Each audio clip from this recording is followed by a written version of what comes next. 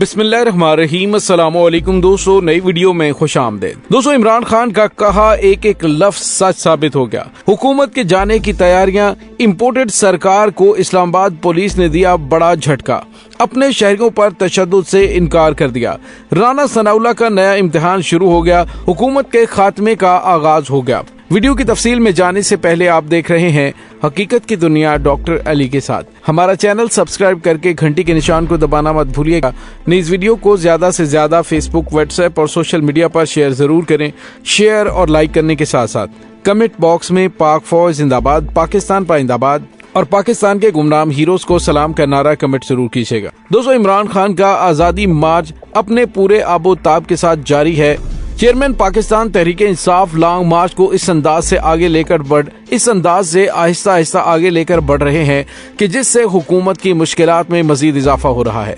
इमरान खान एक तो पूरी दुनिया के मीडिया को बता रहा है कि पाकिस्तान के अंदर सबसे ज्यादा मकबूल लीडर कौन है, जबकि दूसरी जानिब अपने नए वोटर और सपोर्टर भी पैदा कर रहे हैं। जबकि एक और बड़ी चीज जो हुकूमत के लिए दर्द सर बनी हुई है वो ये है कि जो उन्होंने लॉन्ग मार्च के शुरका पर तशद्दुद करने के लिए 50,000 आंसू गैस के शेल और गोला बारूद मंगवाया था और स्नाइपर्स की धमकियां दी जा रही थी, वो उनके अपने गले पड़ने वाली हैं। जी हां दोस्तों, इमरान खान ने लॉन्ग मार्च के दौरान कहा था कि जब इस्लामाबाद पहुंचूंगा तो बताऊंगा कि मेरा अगला लायामल क्या है। और इसके साथ ही उन्होंने ये भी कहा था कि इस्लामाबाद पहुंचने पर एक तो पाकिस्तानी अवाम बहुत बड़ी तादाद में पहुंचेगी, जबकि दूसरी जानिब पाकिस्तान के इदारे पाकिस्तानी अवाम पर तशद्दुद नहीं करेंगे। इस्लामाबाद पुलिस हमारे साथ मिल जाएगी। और दोस्तों, यहाँ पे आपको ये बताते चलें कि लॉन्ग मार्च की रफ्तार इसलिए सुस्त है क्योंकि लोग बहुत ज्यादा हैं। दूसरी जानिब आपको ये बताते चले कि राना सनाउल्लाह की जानिब से 25 मई से ज्यादा तशद्दुद करने की धमकियां दी जा रही थी।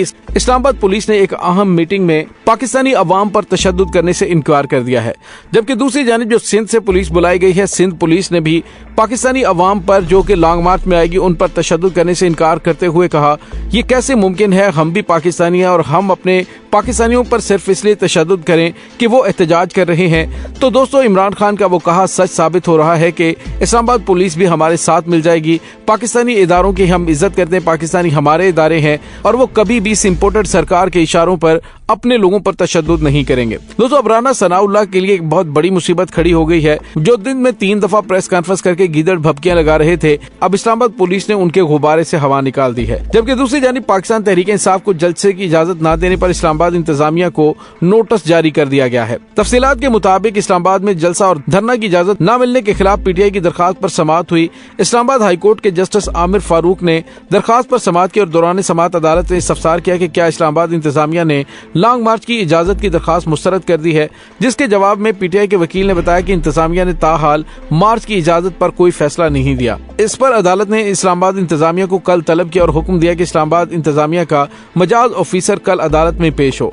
अदालत ने नोटिस जारी करते हुए समाअत कल तक मुलतवी कर दी। दोस्तों, यहाँ पे आपको ये बताते चलें कि पाकिस्तान तहरीक इंसाफ ने जलसे की इजाजत के लिए इस्लामाबाद हाईकोर्ट से रुजू किया था और उसके बाद इस्लामाबाद हाईकोर्ट ने इस्लामाबाद इंतजामिया को नोटिस जारी कर दिया। यानी जो इम्पोर्टेड सरकार की जानिब से कानूनी तौर पर रोड़े अटकाने की कोशिश की जा रही थी वो भी कल तक मसला हल हो जाएगा। दूसरी जानिब इमरान खान ने गुज़िश्ता रोज गुजरांवाला में जो लॉन्ग मार्च किया, उस लॉन्ग मार्च के बाद मरियम नवाज को सामने आना पड़ा। मरियम नवाज को प्रेस कॉन्फ्रेंस करनी पड़ी जिसमें उसकी बौखलाहट जाहिर हो रही थी और पता चल रहा था कि वो गुजरांवाला शहर छिन जाने से कितने ज्यादा परेशान है। गुजरांवाला पाकिस्तान का एक बहुत बड़ा शहर है। पहले ये शहर नून लीग का गढ़ होता था, अब पाकिस्तान तहरीक इंसाफ ने वहां पर अपने झंडे लगा दिए हैं। दोस्तों, यहाँ पे आपको ये बताते चलें कि 2 दिन पहले सोशल मीडिया पर कुछ तस्वीर नून लीग के मीडिया विंग की जानिब से शेयर की जा रही थी और नून लीग स्पॉन्सर्ड मीडिया की जानिब से टीवी चैनल्स पर दिखाया जा रहा था कि गुजरांवाला ने इमरान खान को मुस्तरद कर दिया है। इमरान खान के लॉन्ग मार्च पहुंचने से पहले ही इमरान खान नामंजूर, चोर चोर, घड़ी चोर के नारे बड़े बड़े बैनर्स पर जीटी रोड पर लगाए गए, लेकिन वो तमाम के तमाम बैनर्स उतार दिए गए। वफाकी वजीर खुर्रम दस्तगीर के मुंह से सच टीवी चैनल पर बैठे हुए निकल गया जब हामिद मीर के प्रोग्राम में वो बैठे हुए थे और कह रहे थे कि देखें इंतजामिया कर क्या रही है। एक तरफ गुजरांवाला के शहरी बैनर लगा रहे थे, दूसरी जानिब पुलिस उन बैनर्स को उतारती जा रही थी। हम आगे आगे बैनर लगा रहे थे, पीछे पीछे से पुलिस उतारती जा रही थी, जिस पर हंसते हुए हामिद मीर ने कहा कि आप फड़े गए, इसका मतलब है कि वो आप बैनर्स लगा रहे थे। तो फिर खिसियानी हंसी हंसते हुए खुर्रम दस्तगीर ने कहा नहीं नहीं, वो तो गुजरांवाला की अवाम लगा रहे थे।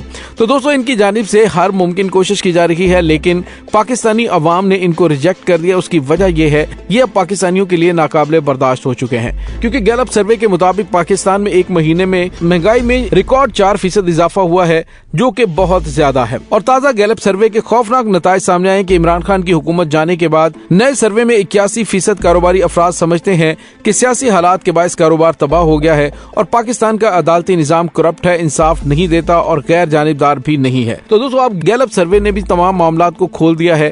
پاکستان کے کرتا دھرتاؤں کو اس بات پر سوچنا چاہیے کہ پاکستانی عوام نے اس امپورٹڈ سرکار کو ریجیکٹ کر دیا ہے۔ جلد از جلد شفاف الیکشن کی جانب بڑھا جائے، یہی پاکستان کے سیاسی اور معاشی استحکام کے لیے انتہائی ضروری چیز ہے۔ دوستو، دوسری جانب آپ کو یہ بھی بتاتے چلیں کہ حکومت ٹیکس حاصل کرنے میں ناکام ہو چکی ہے۔ 4 ماہ میں ٹیکس آمدن میں 16% اضافہ ہوا۔ تحریک انصاف کے آخری سال کے اسی عرصے میں ٹیکس آمدن میں 36% اضافہ ہوا تھا۔ ماہ اکتوبر ختم ہونے کے بعد ملک بھر میں ٹیکس آمدن اکٹھا کرنے کے ذمہ دار ادارے FBR کی جانب سے رواں مالی سال کے دوران اب تک اکٹھے کیے گئے ٹیکس کی تفصیلات جاری کی گئی ہیں۔ مالی سال کے ابتدائی 4 ماہ میں جولائی تا اکتوبر وصول ہونے والا ٹیکس ہدف سے 88 ارب روپے کم رہا۔ اکتوبر 2022 میں ٹیکس آمدن کا ہدف 600 ارب روپے تھا، تاہم FBR 515 ارب روپے کا ٹیکس اکٹھا کر سکا۔ تو دوستو، اسی سے آپ اندازہ لگا سکتے ہیں کہ حکومت مکمل طور پر ناکام ہو چکی ہے۔ پاکستان تحریک انصاف کی جانب سے کہا گیا ہے کہ اسلام آباد پہنچنے پر ہم نئی حکمت عملی کا اعلان کریں گے۔ عمران خان نے جو کہا تھا کہ میں بڑی حکمت عملی کے ساتھ اس لانگ مارچ کو لے کے چل رہا ہوں، اور بالکل ایسا ہی ہے۔ پنجاب اور خیبر پختونخوا، گلگت بلتستان، کراچی، ان تمام علاقوں سے لانگ مارچ جب اسلام آباد پہنچے گا تو آپ سوچئے کہ پھر کیا ہوگا۔